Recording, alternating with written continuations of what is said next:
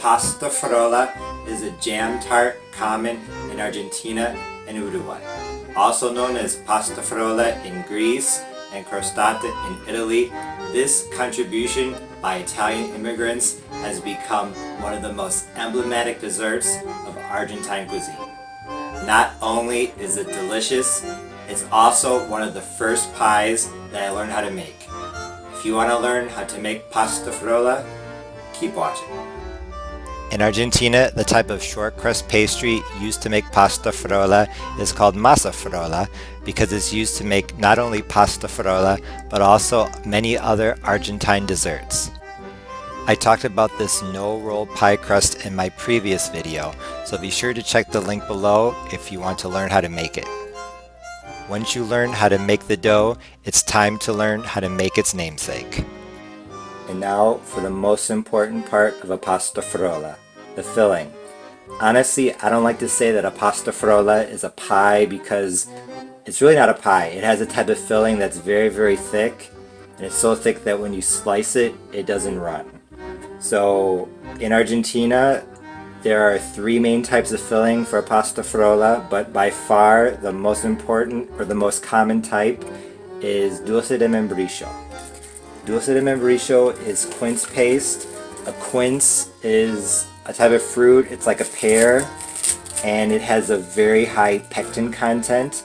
If you use it to make jam and you cook it long enough, it will form a fruit cheese, a fruit paste that you can slice like cheese. And see, I can touch this, I can hold it upside down. It is not falling out, it is holding its shape. So that is a very delicious filling. If you like lemonade, you'll like it. It's sweet and sour at the same time. Absolutely fantastic. When I first tried dulce de membrillo, I honestly didn't really like it, but the more that I ate it, the more that I liked it. And it's in a ton of Argentine desserts. So just like dulce de leche, I think you should try it. Quince are hard to come by in the United States. So what I'm going to do is I'm going to put a link to where you can get some. Usually in Argentina, if you don't make your own, you buy dulce de membrillo in little circles, these little containers that look like this. So all you do is you just open the can, measure out the quantity that you need, and then put that into your pastafrola. If you live in a neighborhood with a lot of Latin people, especially Caribbean Latino, you might have seen this, guava paste, pasta de guayaba. It's made from guavas, and this has that sweet and sour combination as well. So if you have this and you want to try this, it's a decent substitute. But honestly, if you want the real, true Argentine pastafrola de dulce de membrillo, a quince pastafrola, you need to buy this. Like I said, it has a very unique flavor. There's also dulce de batata, which is sweet potato paste. So it's the same idea, except this is with sweet potatoes. This is homemade, this is homemade. I don't have enough dulce de batata for a whole pastafrola, so I'm just going to make one with membrillo. And honestly, most of the pastafrolas that you'll see in Argentina will just be dulce de membrillo. So I think just to give you an idea of what the concept is, that's better anyway. Also, sometimes you see dulce de leche, which is a milk caramel.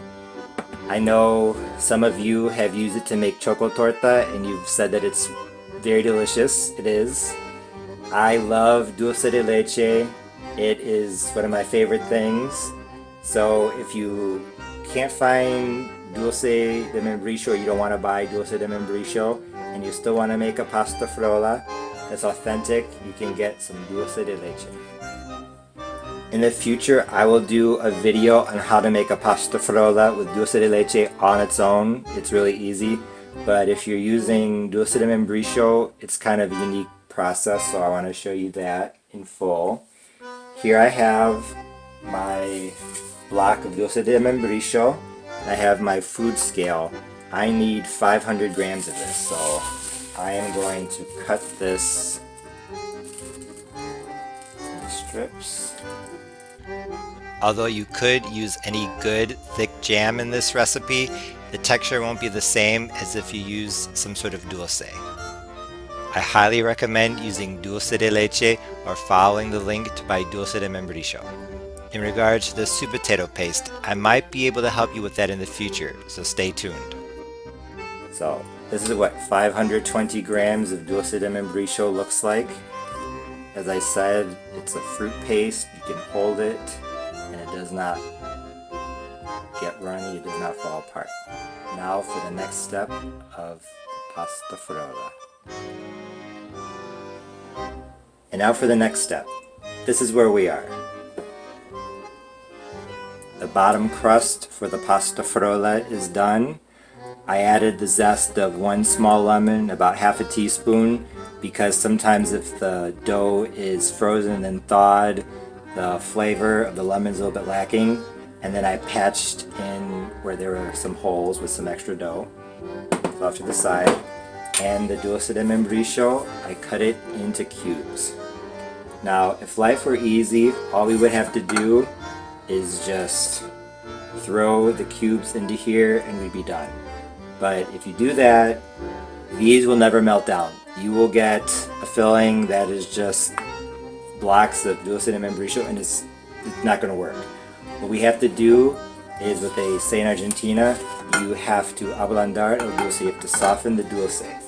So what I'm going to do is I'm going to add the cubes of dulce de membrillo to this pot. Now you could do this in the microwave, but I'm showing you the traditional way, the way that the nona would do it. Is it more quilombo? Yes it is, but it's tradition. I added water. I added 4 tablespoons of water. I'm going to turn the heat onto medium.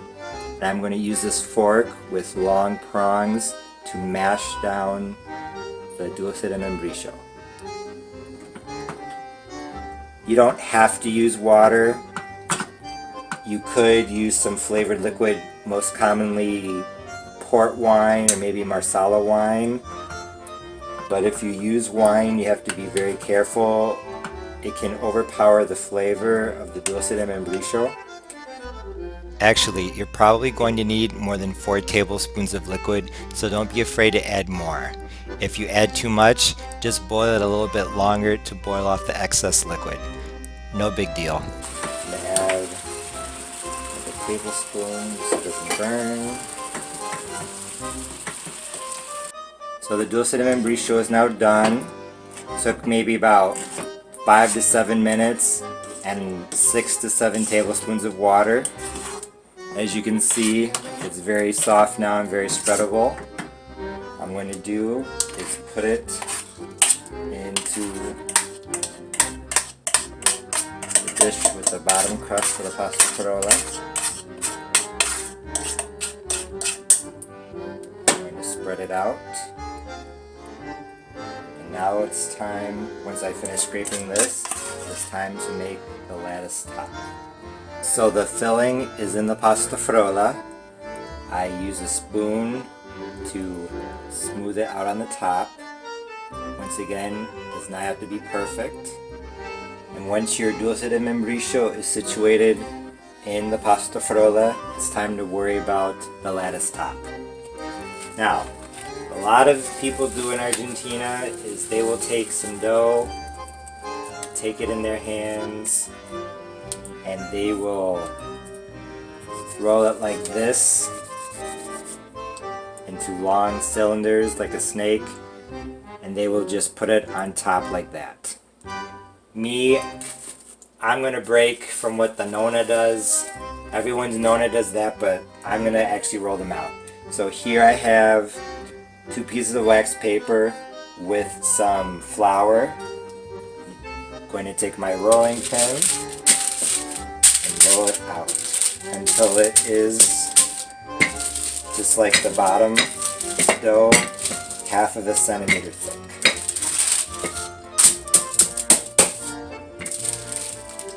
And notice I'm doing this in stages. If you wanted to make a top that was a full top like for an apple pie, you could, but you're gonna have to make sure that your rolling skills are really, really good.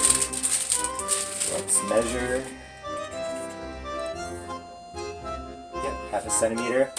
I like to make my strips about, I'd say, half of an inch thick to maybe 3/4 of an inch to half of an inch. I know I'm going back and forth between metric and imperial, but all I'm going to do is I'm going to use a sharp knife to cut strips like this. No, they do not have to be perfect. Really all I'm doing is like that. And then I'm going to use the sharp part of the knife to lift this up on the pastafrola. Nice and easy. This is much easier to do when the dough is still somewhat chilled, so I would recommend do not attempt this if the dough is extremely soft, because this is going to be extremely difficult. If you find that it's hard to be able to lift them up, then definitely put your dough back into the refrigerator for maybe 10-15 minutes, and then it will be easier. You can see here I didn't get a piece that was long enough, but that's okay. All I'm going to do is take it off here, and there it is. That's totally fine. And that's I'm probably just going to do two that way and then diagonally.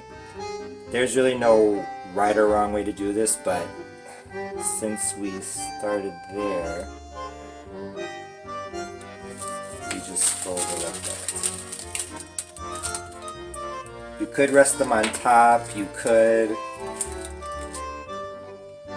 actually this is what I normally do. I just break off pieces.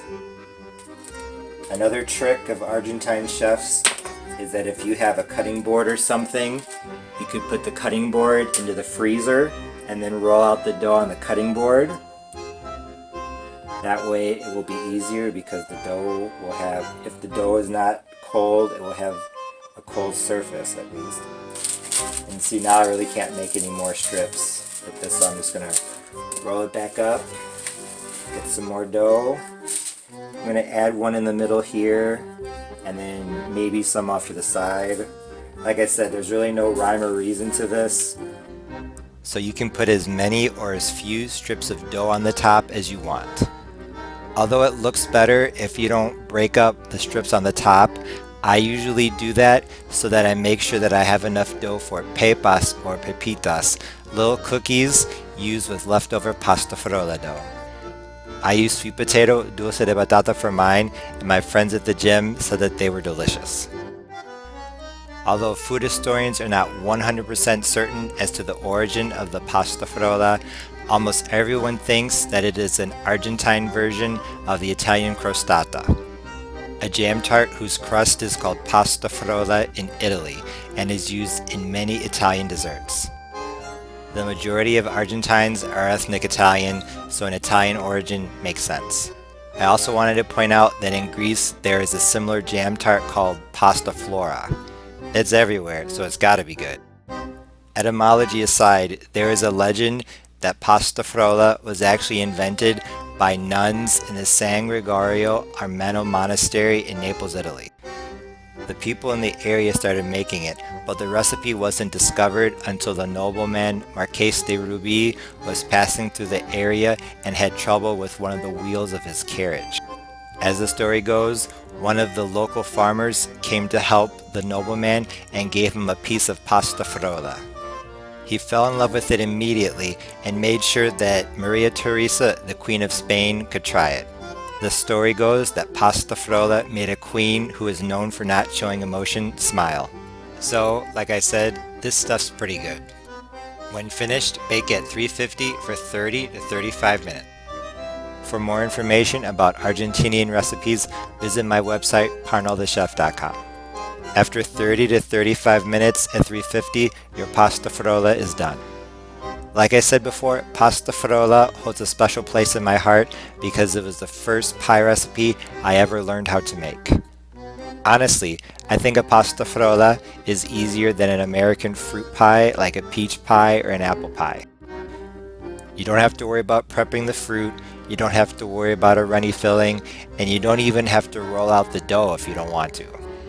However, like I said earlier, I don't really like to say that a pastafrola is a pie because they're really very different. The filling is like a thickened jam that has no risk of being runny, and the crust is crumbly and soft. The sweetness, butteriness, and lemon giving the crust much more flavor than an American pie. Dulce de membrillo has a very unique sweet and sour flavor, so it's very different from any other fruit pie. That sweet and sour contrast probably makes it more like blackberry pie than anything, but once again, the texture makes it completely and totally different. Even the dulce de batata, the sweet potato paste, is different not only in taste from a normal southern sweet potato pie, but also in texture.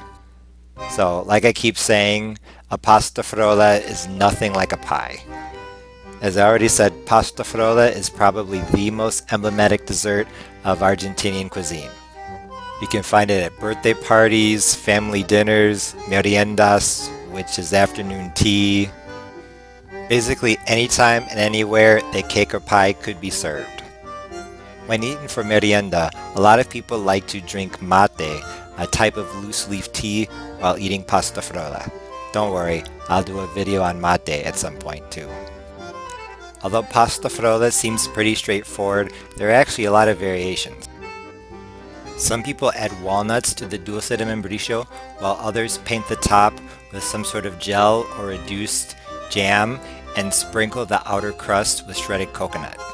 Instead of doing a lattice top, you could use cookie cutters to write out someone's name or use holiday-themed cookie cutters. Pastafrola filling doesn't boil as much as apple, cherry, or peach pie filling does, so whatever cookie cutter shapes you use on the top, they turn out looking a lot more presentable than the cookie cutter tops would on the top of an American fruit pie. Also, if you aren't sure what kind of pastafrola to make, you can do 2 in 1. Like I've already shown, these dulces aren't nearly as runny as the filling is of a traditional American pie, so it's really easy to do half and half. This one was half quince, half sweet potato, and it was absolutely delicious. Although I've never heard of people doing layers, I'm sure you could do one type of filling on the bottom and another type on the top. As I said earlier, some people like to use port wine or marsala wine as part of the liquid to help soften the dulce, but I wouldn't use more than 1 or 2 tablespoons because you can accidentally overpower the flavor of the dulce. Some pastafrolas even have a chocolate crust. My Nutella pastafrola was basically a celebration of chocolate, so don't miss the video when it comes out. As you can see, there are a lot of types of pastafrolas, so stay tuned. Thanks for watching. Pastafrola holds a special place in my heart, so if you try this recipe, please be sure to let me know.